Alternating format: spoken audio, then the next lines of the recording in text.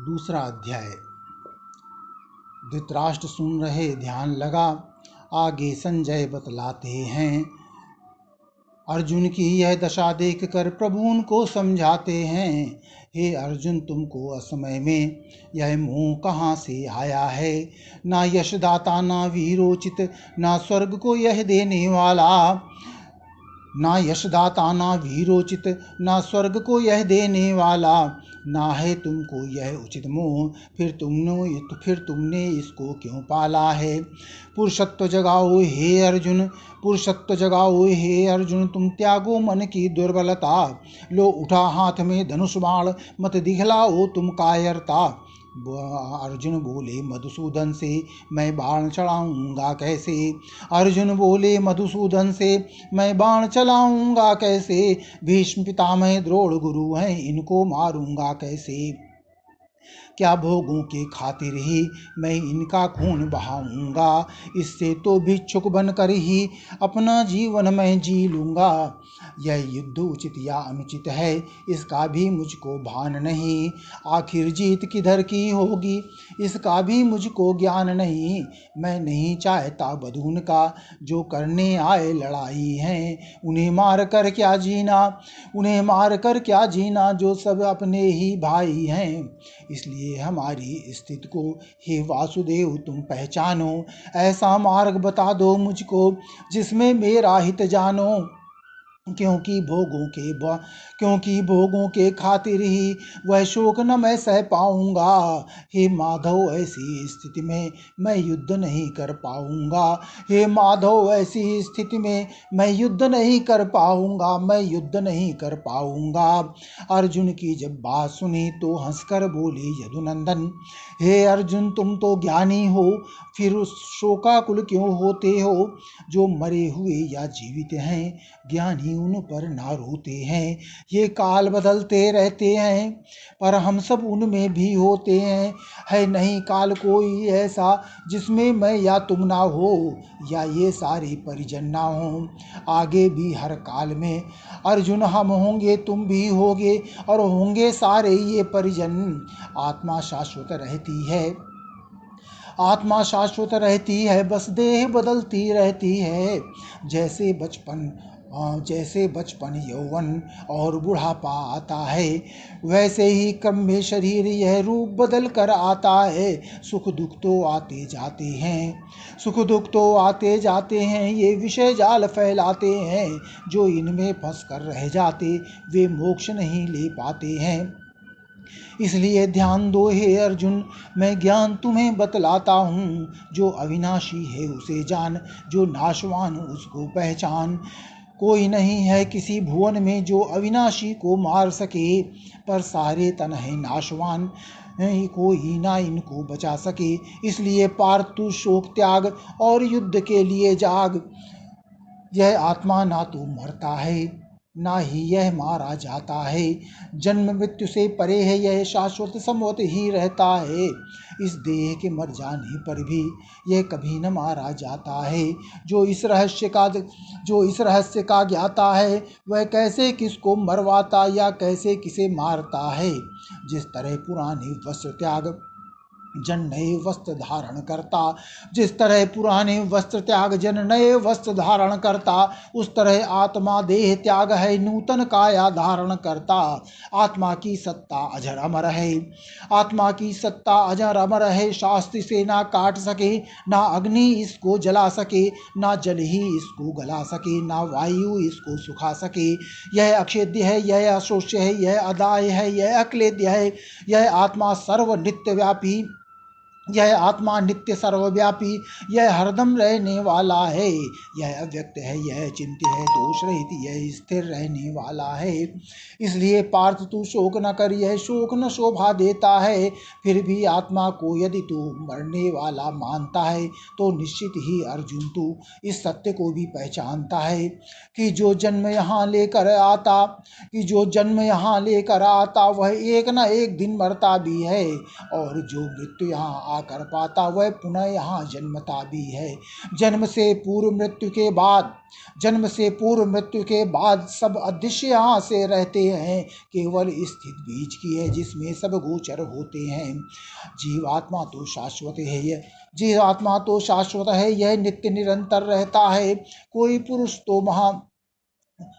महापुरुष तो अचरज से इसको लगता है, तो कोई महापुरुष अचरज में इसको कहता है। कोई महापुरुष तो अचरज से इसको सुनता है, और कोई तो सुनकर ना इसे समझता है। हे अर्जुन, सबकी काया में आत्मा अवश्य ही रहता है। हे अर्जुन, सबकी काया में आत्मा अवश्य ही रहता है, इसलिए शरीरों की खातिर तू शोक व्यर्थ ही करता है।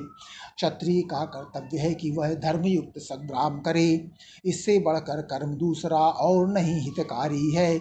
यह युद्ध रूप है द्वार स्वर्ग का, स्वतः सामने दिखता है।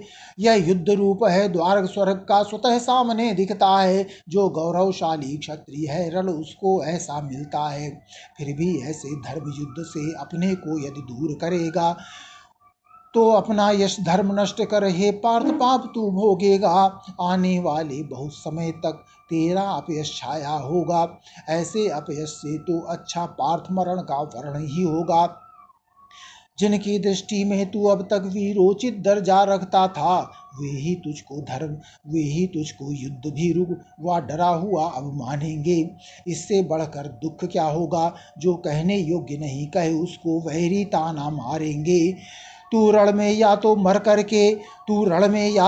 करके स्वर्ग धाम को जाएगा, या रण में विजयी होकर के राजभोग को भोगेगा। इसलिए युद्ध को ठान तैयारी कर ले। रण की जीत हार या लाभ हानि या चिंता ना कर सुख दुख की।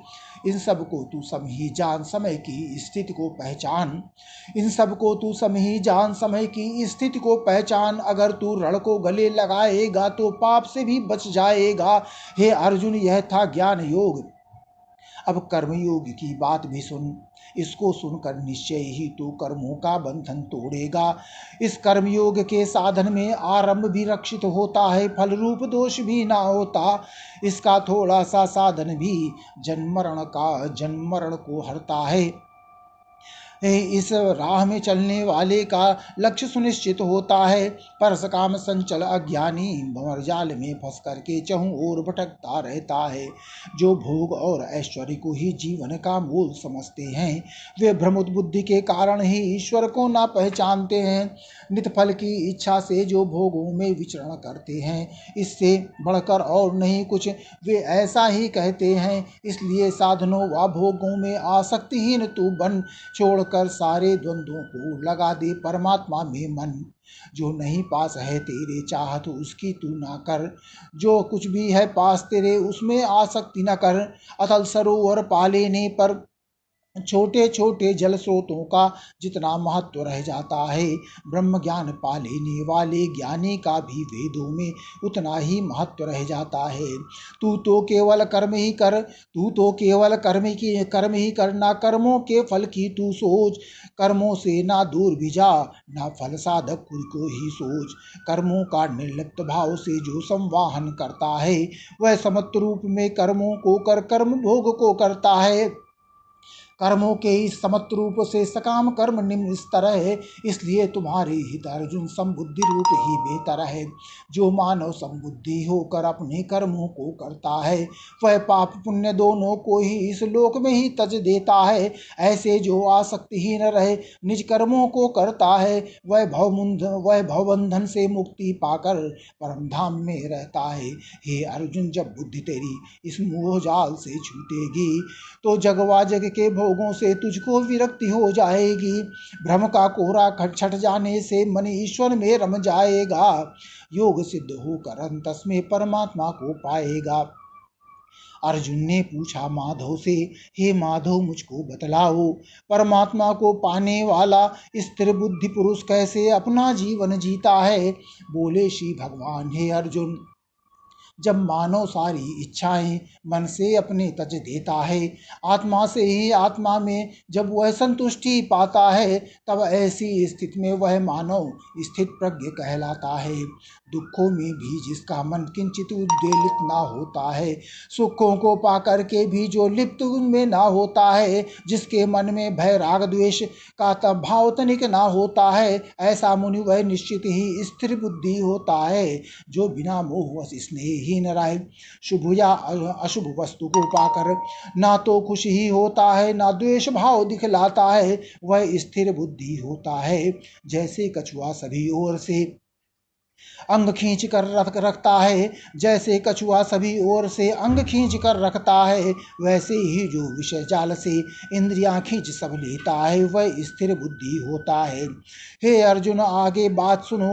इंद्रियां विषय से हट जाती पर आसक्ति शेष रह जाती है, लेकिन स्थिर बुद्धि की तो ईश्वर की अनुकंपा से आसक्ति भी छट जाती है। और सुनो तुम हे अर्जुन, जब आसक्ति नष्ट हो जाती है, तब भी चाहे जितना रोको, इंद्रियां विषय में जाती ही हैं। इसलिए इंद्रियों को समेट जो मुझ में ध्यान लगाता है, वह उनको वश में करके स्थिर बुद्धि कहलाता है। जो विषय भोग में रहते हैं वे विषयासक्त हो जाते हैं, फिर विषय जनित कामना की वे पूर्ति में लग जाते हैं। इसमें किंचित भी बाधा से वे क्रोध युक्त हो जाते हैं। क्रोध युक्त हो जाने से मूढ़ भाव आ जाता है। मूढ़ भाव के आने से स्मृति में भ्रम हो जाता है। स्मृति में भ्रम हो जाने से सब ज्ञान नष्ट हो जाता है। जब ज्ञान नष्ट हो जाता तब पुरुष पतित हो जाता है। इंद्रियां है जिसके अंकुश में जिसके अंकुश में जो राग द्वेष से रहित भी है, वह अपने अंतस्थल में परमानंद को पाता है। परमानंद मिल जाने पर वह दुख से मुक्त हो जाता है। विषय विमुख हो स्थिर बुद्धि परमात्मा में रम जाता है। जो विषय जाल में जकड़ा है वह भ्रमित बुद्धि हो जाता है। जो भ्रमित बुद्धि हो जाता है वह भाव शून्य हो जाता है। जो भाव शून्य हो जाता है वह शांति खोज ना पाता है। जो शांति नहीं ले पाता है वह सुख भी ना ले पाता है। जिस तरह नीर में नौका को वायु हर ले जाती है, जिस तरह नीर में नौका को वायु हर ले जाती है, वैसी ही इंद्रिय लोलुप की बुद्धि भी हर जाती है। इंद्रियां सभी जब मानव के बिल्कुल वश में हो जाती हैं, हे पार्थ सुनो, उस मानव की बुद्धि स्थिर हो जाती है। अंधकार को घना देख जब प्राणी सब सो जाते हैं, परमानंद की प्राप्ति में तब योगी जागते रहते हैं। नश्वर सुख के चक्कर में जब लोग जागते रहते हैं, तब परम तत्व के ज्ञानी उसको रात्रि सदृश ही कहते हैं। सागर के अंतस्थल में नदियां प्रविष्ट हो जाती हैं। सागर के अंतस्थल में नदियां प्रविष्ट हो जाती हैं। उन नदियों के मिल जाने से सागर न विचलित होता है, वैसे ही स्थिर बुद्धि में सब भोग समाहित होते हैं। भोगों के उद्वेगों से वे पुरुष न विचलित होते हैं। ऐसा वह पुरुष समझ लो भोगों का भोगी होकर भी परम शांति को पाता है। सकल मनोरथ त्याग पुरुष जो ममता रहित विचरता है। अहम और इच्छाओं को भी जिसने त्यागा होता है, वही अपने अंतस्थल में परम शांति को पाता है। ब्रह्म ज्ञान को प्राप्त पुरुष की यही स्थिति होती है। ब्रह्म ज्ञान को पाकर फिर वह कहीं न मोहित होता है। अंतकाल आ जाने पर वह ब्रह्मलीन हो जाता है। अंतकाल आ जाने पर वह ब्रह्मलीन हो जाता है। अध्याय दूसरा समाप्त।